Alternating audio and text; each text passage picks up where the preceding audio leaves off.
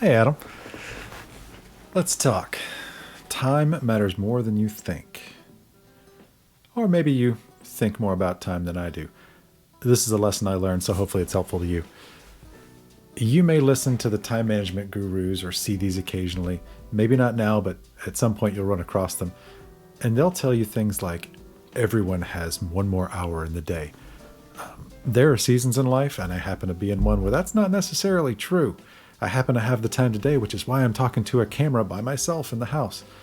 But that's not always the case. There are many days when an extra hour just doesn't exist. And so I'm not saying discard what these time management gurus are saying. I'm saying that advice in general needs to be catered to whatever season or whatever usage you happen to have. Advice isn't good or bad. You can apply it to your case or your season, and just know how to take those building blocks and put them in the frame that you happen to be looking through. It doesn't mean their point is wrong. You just may be in the wrong season. Just make a habit of asking yourself if the way you're spending time is serving the goal that you're working towards. Now, what's the old trope about you can have just about anything, but you can't have everything? Yeah, I think there's something to that.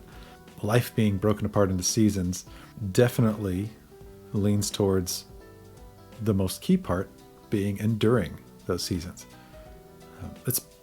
It's why I lean on exercise so much, mainly because I ignored it for a little bit, and that period of my life has cost me, and so I'm leaning on it any chance I get. So if I beat that war drum and you get tired of hearing it, sorry, I'm going to keep saying it. I forget who said it. I think it was Huberman. He said something about if exercise were a pill, it'd be an instant bestseller. It solves so many of the problems. What I mean with using it here is there are no seasons where being physically capable is a detriment. Doesn't exist, right? Whether you're at your beginning of your life, or the end of your life, or anywhere in between, being physically capable and stronger and having a stronger cardiovascular system, all those things are fantastic. Okay, shut up, John, about the exercise. I get it. What I'm saying is time is a lever. You use it to compound. It is the simple machine. Use it to help compound your actions towards your goals. So, example. I don't know if you've ever seen it, but there's a show called The Last Dance. Highly recommend it. It's on HBO.